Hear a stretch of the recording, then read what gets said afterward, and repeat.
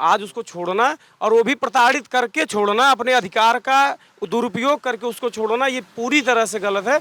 हाँ, छोड़ना है म्यूचुअल बातें करके वो छोड़ देते, वो ज़्यादा सही था। लेकिन अगर उसमें दहेज प्रथा का और ये सब चीज़ें लगा के उसको छोड़ रही हैं, और कल को उसको जेल हो जाएगा, वो डी ग्रेड की नौकरी में है, कल को उसकी नौकरी चली जाएगी।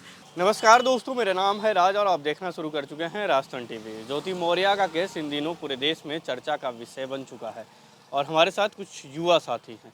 उनसे जानेंगे इस प्रकरण को लेकर उनके मन में क्या चल रहा है, किसको वह सही समझ रहे हैं और किसको वह गलत। जिस तरीके से ज्योति मौर्य का जो पति हैं आलोक मौर्य, पढ़ा लिखा कर अपनी पत्नी को पीसीएस अधिकारी बनाते हैं और एक समय ऐसा आता है कि पत्नी कहती है कि अब बस यहीं तक हमारा सफ़र था, अब दूर हो जाओ।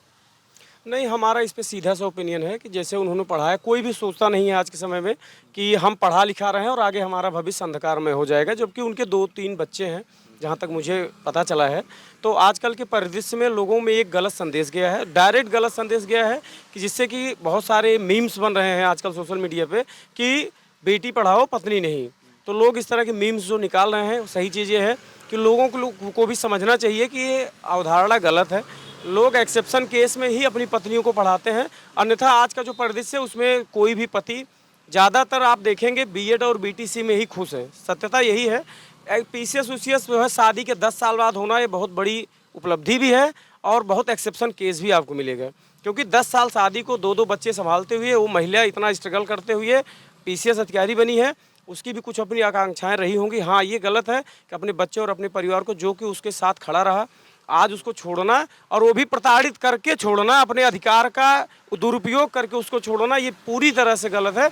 हाँ, छोड़ना है म्यूचुअल बातें करके वो छोड़ देते, वो ज़्यादा सही था। लेकिन अगर उसमें दहेज प्रथा का और ये सब चीज़ें लगा के उसको छोड़ रही हैं, और कल को उसको जेल हो जाएगा, वो डी ग्रेड की नौकरी में है, कल को उसकी नौकरी चली जाएगी। तो इसके लिए संपूर्णतः, क्योंकि वो अधिकारी हैं, जाहिर सी बात है उनके पास सचिव जिला से लेकर के और सारा सब उनके पास अधिकार है, वो उसका दुरुपयोग करके उसकी नौकरी भी जा सकती है।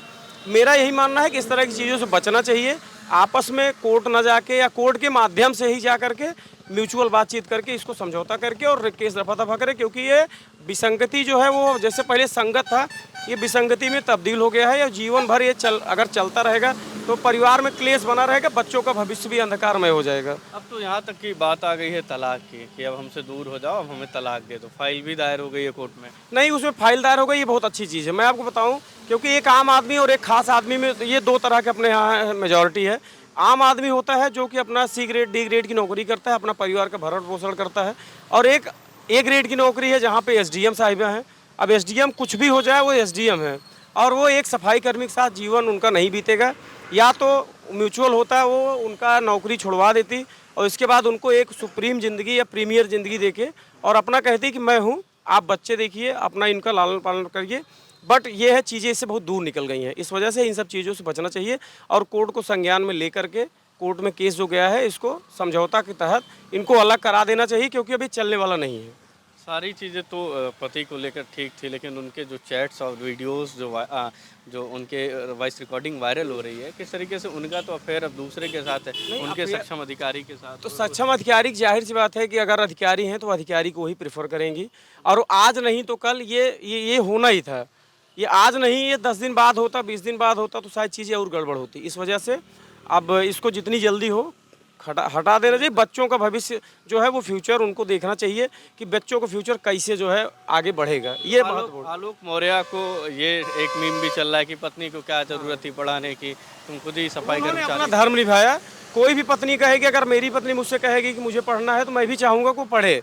तो इसलिए इसमें कोई आलोक ने कोई गलत नहीं किया। बहुत सारे ऐसे आलोक हैं, बहुत सारे ऐसे आनंद हैं जो चाहेंगे, तो इसमें कोई बुरी बात नहीं थी। हाँ, अब ये मीम्स जो आई है, ये इसका बहुत दुष्प्रभाव पड़ेगा कि बेटी पढ़ाओ पत्नी नहीं, जबकि ऐसा होता नहीं है, ऐसा होना भी नहीं चाहिए। अब जो लोग तैयारियां कर रहे थे, कैसे चल रही है ट्रेंडिंग की, लोग जो तैयारियां बाहर इलाहाबाद, दिल्ली और लखनऊ कर रहे थे, अब वही घर आ जाओ, अब नहीं पढ़ना, ऐसी एक्सेप्शन आपको मिलेगा। लोग अभी भी अवेयर हैं, लोगों को पता है, पढ़े लिखे समाज में ज्योति मौर्य जैसा नहीं होता है और आगे होगा भी नहीं। बहुत सारे अभी चूंकि ये ताजी न्यूज़ है, इस वजह से ज़्यादा प्रवाहित हो रहा है, ज़्यादा प्रबल तरीके से बढ़ रहा है, बट ऐसा कुछ होगा नहीं। बहुत बहुत धन्यवाद। तमाम लोग हैं जिनके अलग अलग विचार है, जिन्होंने कहा कि ज्योति मौर्य को इस तरीके से कदम नहीं उठाना चाहिए।